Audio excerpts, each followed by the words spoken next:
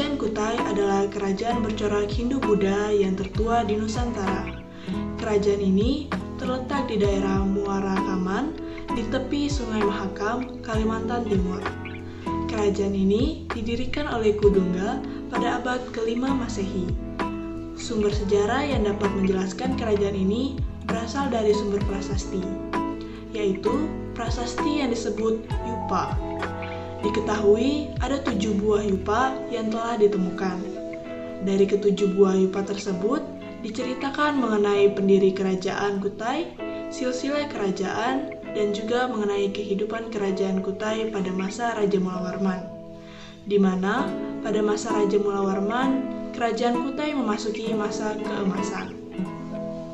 Dengan demikian, sumber sejarah kerajaan Kutai adalah prasasti yang disebut Yupa, yang berjumlah 7 buah dan memiliki fungsi sebagai prasasti, mengikat hewan kurban, dan lambang kekuasaan raja.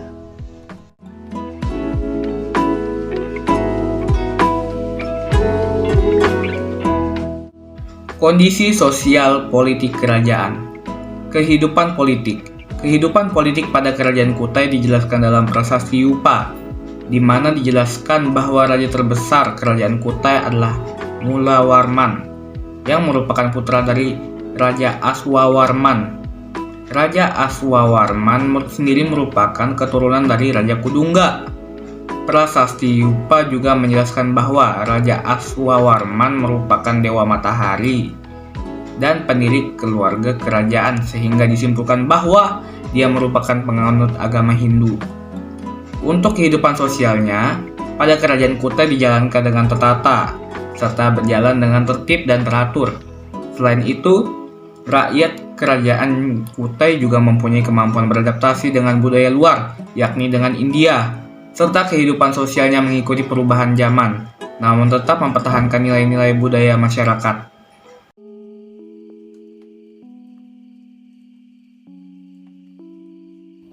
Kerajaan Kutai mengalami keruntuhan pada masa pemerintahan raja terakhirnya yang bernama Maharaja Dharma Setia. Faktor penyebab runtuhnya kerajaan Kutai adalah karena terjadi perebutan wilayah antara kerajaan Kutai Martapura yang memeluk agama Hindu dengan kerajaan Kutai Kartanegara yang sudah memeluk agama Islam. Pada saat itu, Maharaja Dharma Setia ikut terlibat dalam peperangan antara Raja Kutai Kartanegara yang ke-13 yang bernama Aji Pangeran Anun Panji Mendapa. Kerajaan Kutai Kartanegara berhasil memenangkan peperangan tersebut dan menguasai wilayah kerajaan Kutai Martapura. Sejak saat itu, kerajaan Kutai Martapura mengalami keruntuhan. Lokasi dan sumber sejarah. Kerajaan Tarumanegara termasuk kerajaan tertua yang pernah berjaya di Indonesia. Kerajaan tersebut berdiri sekitar abad keempat atau tepatnya 358 Masehi. Eksistensinya terjaga hingga abad ke-7 Masehi. Kerajaan Tarumanegara terletak di Jawa Barat, tepatnya di dekat Sungai Citarum. Pendiri kerajaan Tarumanegara adalah Maharesi Jayasingawarman yang berasal dari India. Kala itu dia datang ke Nusantara karena kekacauan dan penjajahan oleh pasukan Raja Samudragupta dari kerajaan Magadha. Berikut adalah 7 prasasti peninggalan kerajaan Tarumanegara. 1. Prasasti Ciaruteun. Prasasti ini ditemukan di aliran sungai Ciaruteun, Kecamatan Ciampea, Kabupaten Bogor pada tahun 1863. 2. Prasasti Kebon Kopi. Prasasti kerajaan Tarumanegara ini ditemukan di Kampung Muara sejak awal abad ke-19, ketika diadakan penebangan hutan untuk pembukaan perkebunan kopi.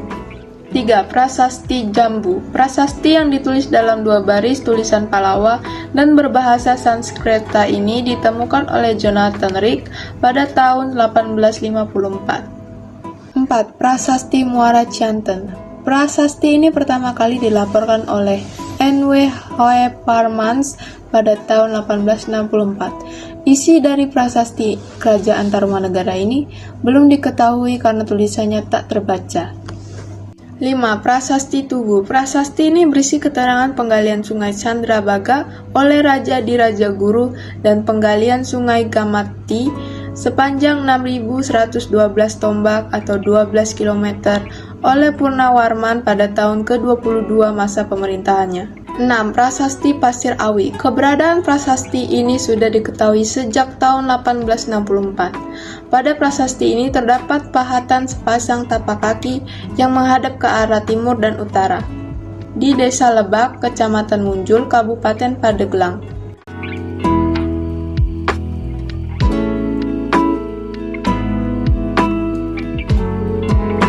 Sumber sejarah terdapat 7 prasasti. Prasasti yang pertama yaitu Ciraten. Prasasti ditandai dengan bentuk tapak kaki Raja Purwawarman. Prasasti dipahat pada sebongkah batu andesit yang ditulis dengan huruf Palawa berbahasa Sanskerta.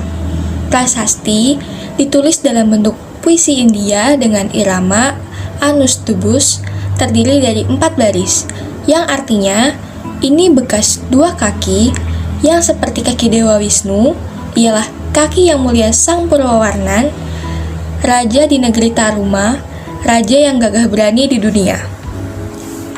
Kemudian yang kedua ada Prasasti Kebun Kopi. Prasasti ini ditulis dengan aksara Palawa dan bahasa Sanskerta yang disusun ke dalam bentuk seloka mantrum Anustubus yang diapit sepasang pahatan gambar telapak kaki gajah, yang artinya di sini tampak tergambar sepasang telapak kaki yang seperti air wata, gajah penguasa Taruma yang agung, dalam dan kejayaan. Kemudian yang ketiga ada Prasasti Jambu. Prasasti Jambu terdiri dari 2 baris aksara Palawa yang disusun dalam bentuk seloka berbahasa Sanskerta dengan mantrum Srakdara. Bunyi terjemahan prasasti itu adalah gagah, mengagumkan, dan jujur terhadap tugasnya adalah pemimpin manusia yang tiada taranya yang termasyhur Sri Purwawarman yang sekali waktu atau memerintah di Taruma dan baju zirahnya yang terkenal tidak dapat ditembus senjata musuh. Ini adalah sepasang tapak kakinya yang senantiasa menggempur kota-kota musuh, hormat kepada para pangeran, tetapi merupakan duri dalam daging bagi musuh-musuhnya.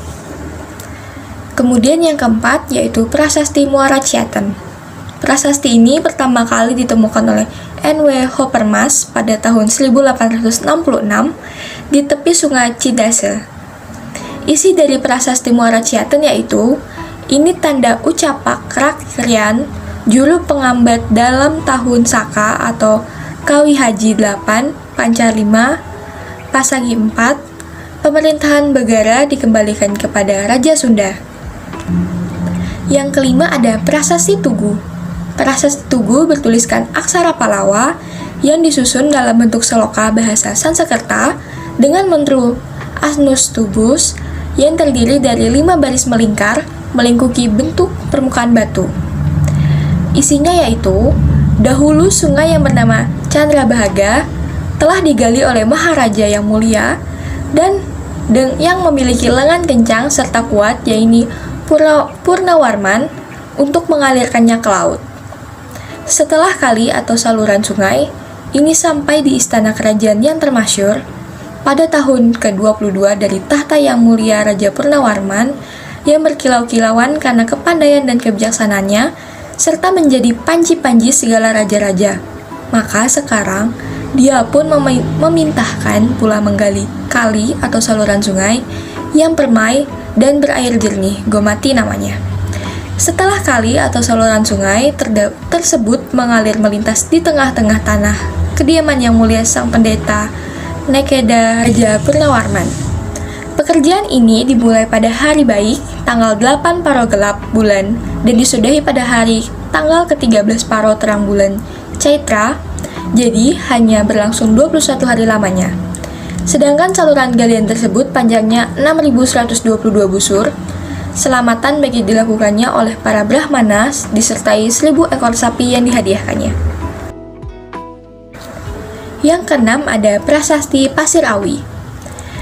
Gambar pahatan berupa telapak kaki yang terdapat pada batu tersebut menghadap ke arah utara dan timur.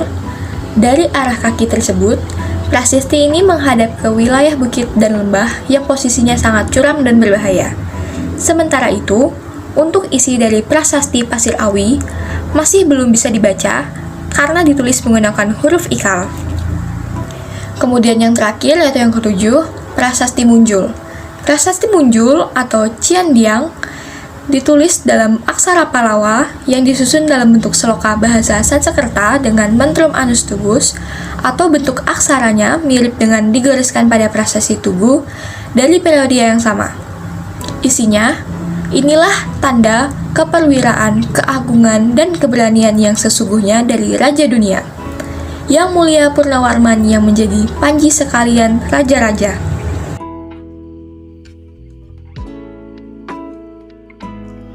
Kondisi kehidupan sosial politik Kerajaan Tarumanegara. Sebagai kerajaan Hindu yang beraliran Wisnu, Tarumanegara juga menjalankan upacara sedekah dengan menyembelih 1000 ekor sapi yang diserahkan kepada kaum Brahmana. Upacara tersebut dilaksanakan pada tahun 417 Masehi setelah penggalian Sungai Gomati dan Chandrabhaga selesai dilaksanakan. Saluran air tersebut memiliki panjang 6.112 tombak atau sekitar 11 km.